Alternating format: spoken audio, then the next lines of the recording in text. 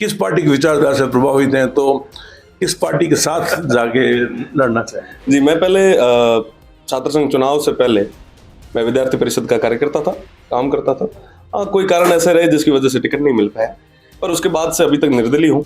वर्तमान में निर्दलीय हूँ और भविष्य की कभी कल्पना की नहीं, पर जैसे ही कुछ हुआ तो आपके पास जरूर आऊंगा। मेरी पहली राजनीतिक कर्मभूमि जोधपुर रही है और मेरी जन्मभूमि बाड़मेर शिव है। तो अब देखेंगे कि कर्मभूमि और जन्मभूमि में से कौन सा उपयुक्त रहता है। सचिन पायलट भी अपने उनको सीएम नहीं बनाया, मेन उनके दिल में एक टीस है इस चीज को, उनको सीएम नहीं बनाया, और लगातार इस चीज को लेके आपस में इनके गैप से बढ़ते जा रहे हैं।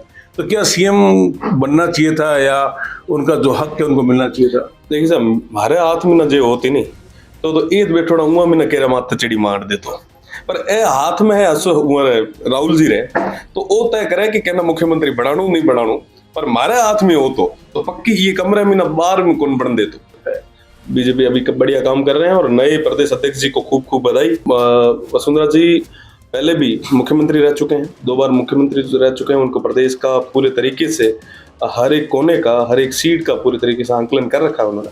वो बड़े लीडर है और उनका सम्मान करना चाहिए। मेरे साथ है पश्चिमी राजस्थान के 5 ब्रांड छात्र नेता, स्टूडेंट लीडर रविंद्र सिंह जी भाटी जैसलमेर हैं।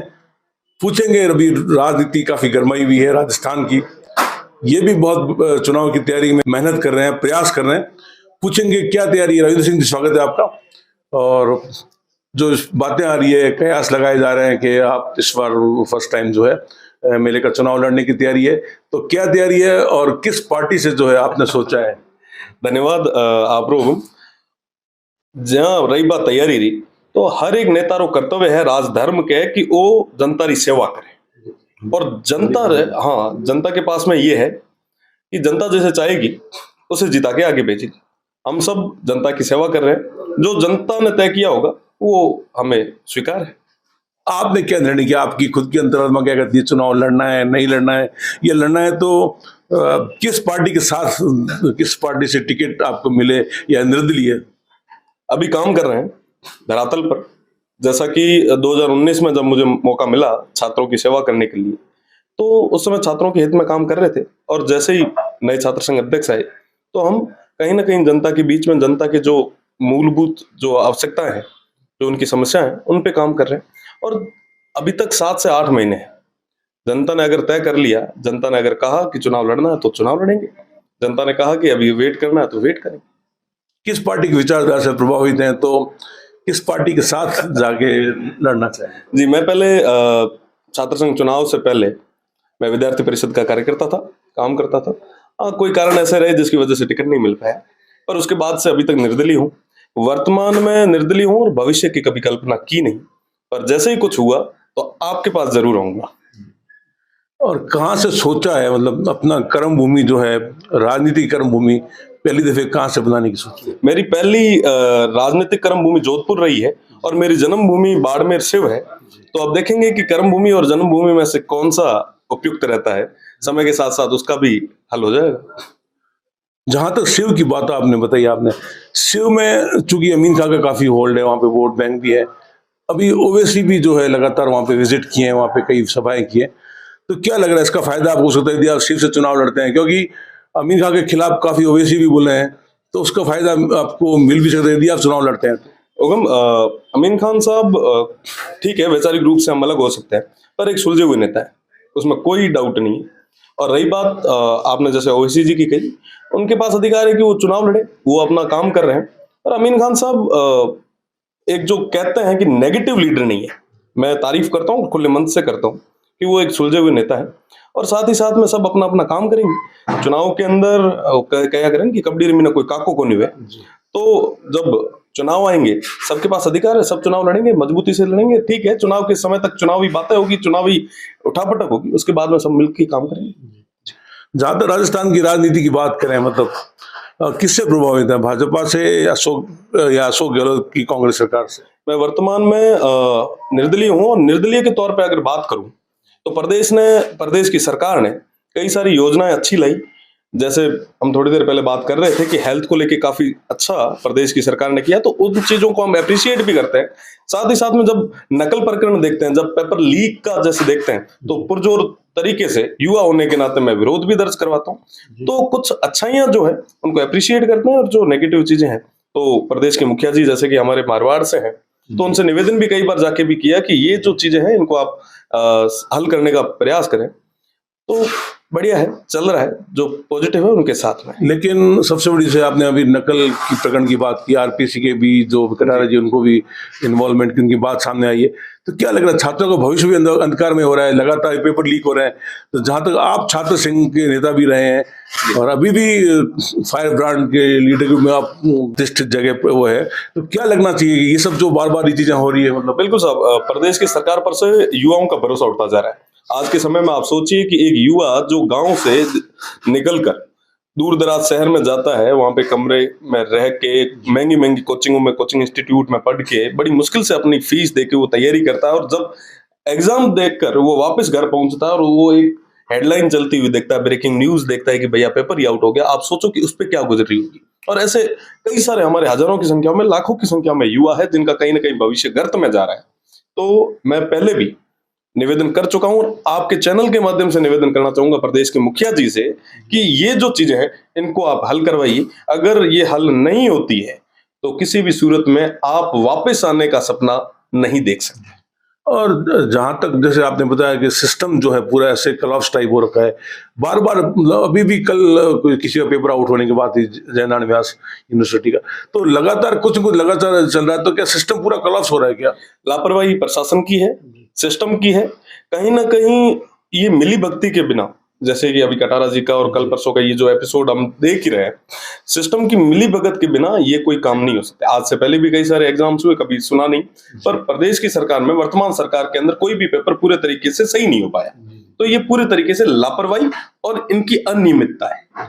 सचिन पायलट की बात करें, कांग्रेस में कई गुटबाजी चल रही है, सचिन पायलट का अशोक गहलोत के राइवली जो लगातार चल रही है, उसके कारण से कई मंत्री विधायक आपस में आरोप प्रत्यारोप करने, तो आप किस नजरिए से देखते हैं कि किस तरह अगर कांग्रेस चुनाव लड़ेगी तो किस तरह वापस रिपीट की जो बातें आ रही है, तो आपकी क्या सोचना है? सोचना ये है कि ये तो राजनीतिक उठापटक है। चुनाव से पहले तो ये चीजें चलनी है, ये पहली बार नहीं हुई, हर बार जब भी चुनाव आते हैं तो उससे पहले ये उठापटक चलती रहती है। बस निवेदन यही है कि इस उठापटक के दौरान प्रदेश का विकास किसी तरह अवरुद्ध नहीं होना चाहिए, रुकना नहीं चाहिए। प्रदेश के जो युवा है या आमजन है, उनकी समस्याओं का भी हल साथ ही साथ में सुनिश्चित करना चाहिए। और साथ ही साथ दूसरी जो उठापटक है, वो नेता खुद समझदार है।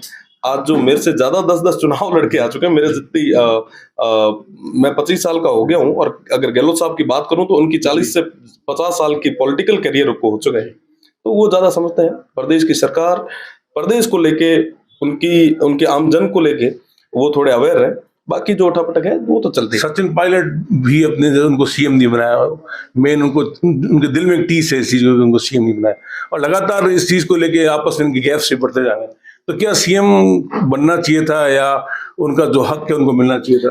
देखिए साहब, हमारे हाथ में न जे होती नहीं तो ईद बैठोड़ा उआ में न केरा माथे चिड़ी मार दे, तो पर ए हाथ में है असो राहुल जी रहे, तो ओ तय करे कि कहना मुख्यमंत्री बनाणु नहीं बनाणु, पर मारे हाथ में हो तो पक्की ये कमरे में न बाहर में कौन बन दे। तो और मारो अर्ज ये है कि जिके ना भी बनावे, जिसको भी बनाए, प्रदेश की सरकार सही तरीके से चले, आम जन के अंदर एक सरकार को लेके विश्वास रहे, ऐसे आदमी को आप बनाए, और बाकी चीजें चलती रहेगी। जी, बीजेपी की बात करना चाहेंगे। बीजेपी में यही गुटबाजी है, वसुंधरा का गुट है, चाहे पूनिया जी का गुट है, चाहे अभी सीपी जोशी नए भाजपा के प्रदेश अध्यक्ष बने, तो कई प्रकार के फैक्टर्स हैं, कई प्रकार के गुटबाजियां हैं। तो बीजेपी को किस तरह देखते हैं, और अगर चुनाव होते हैं तो किसका मतलब पलड़ा भारी हो सकता है? बीजेपी अभी बढ़िया काम कर रहे हैं, और नए प्रदेश अध्यक्ष जी को खूब खूब बधाई। उम्मीद करते हैं कि आप मजबूती के साथ में अपनी पार्टी का नेतृत्व करेंगे, और अच्छे तरीके से अभी काम कर रहे हैं। अभी जो महागैराव है, कहीं ना कहीं वो भी, उनके अंदर भी जो संख्या है वाकई काबिल तारीफ है। तो मेहनत कर रहे हैं। और जो नकल प्रकरण का और जो पेपर लीक का मामला हम जो बात कर रहे थे जी, तो अगर ऐसे मामलों को अगर पुरजोर तरीके से उठाया जाता है तो युवा कहीं ना कहीं अब बीजेपी के साथ में लामबंद होंगे, और जिसका उनको फायदा मिलेगा। और वसुंधरा को दरकिनार तो नहीं किया जा सकता।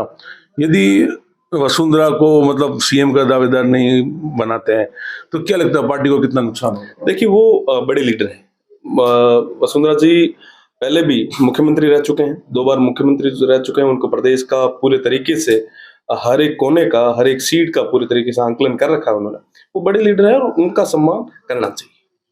एक अंतिम बात करना चाहूंगा, अभी एसटीएससी कानून के बारे में कई बार मेरे में बहुत बड़ा एजिटेशन हुआ था, तो क्या मायने है कि एसटीएससी कानून का दुरुपयोग हो रहा है, या मतलब जो बाकी इंटाइटल भी नहीं है वो भी इसके लिए इसका मतलब दुरुपयोग करके पैसों की मांग करते हैं, कई आंदोलन और सब सड़कों में लेके बैठ जाते हैं, तो ये सब इस चीज को लेकर आप क्या कहेंगे? किसी भी तरीके से किसी भी कानून का कोई भी तरीके से दुरुपयोग नहीं होना चाहिए।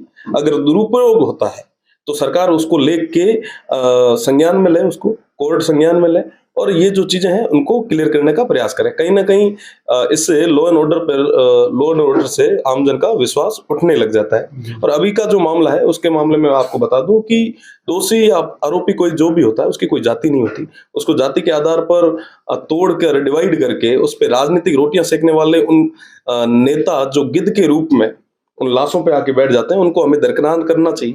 कहीं ना कहीं जो लोग सामाजिक समरसता को कहीं ना कहीं ठेस पहुंचाते हैं, हमें उन्हें दरकिनार करना चाहिए। और ये जो भी लोग जो कहीं ना कहीं पावर्स का मिसयूज करते हैं, उन्हें हम सबको मिलकर जवाब देना चाहिए। ये थे फायर ब्रांड छात्र नेता रविंद्र सिंह जी, जो बता रहे थे कि वो अपनी कर्म भूमि पहले तो जोधपुर की राजनीति जहाँ से उन्होंने शुरू की थी उसको मानते हैं, अभी ये शिव के रहने वाले हैं, शिव में इनका मानस है कि चुनाव लड़े। अब पब्लिक जो इनको जो चाहेगी, इनके जो वेल विशर चाहेंगे उस पर निर्णय करेंगे किस पार्टी से चुनाव लड़ेंगे। ये अभी पत्ते इन्होंने खोले नहीं है, इनके मन में कुछ चल रहा है। हालांकि उन्होंने अशोक गहलोत की खूब तारीफ करी है कि उनकी जो कई योजनाएं, जैसे चिरंजीवी हेल्थ की जो कई स्कीम्स है, राइट टू हेल्थ, ऐसे कई जो है वो पब्लिक के लिए काफी फायदेमंद हो रही है। तो ये अब खुद भविष्य अभी इनका खुद का बाद में ये तय करेंगे किस तरह चुनाव लड़ना है, कहाँ से चुनाव लड़ना है, और किस तरह जो है वो अपनी आगे की राजनीति का करियर शुरू करेंगे, ये अभी समय बताएगा। और जहां तक बीजेपी की इन्होंने बात की कि बीजेपी में जो नए प्रदेश अध्यक्ष बने हैं वो भी बेहतर अच्छे से काम करेंगे, इन लोगों की उम्मीदें हैं। वसुंधरा जी को भी दरकिनार नहीं किया जा सकता, ये इनका कहना है। विमल भाटिया, जैसलमेर, राजस्थान तक के लिए।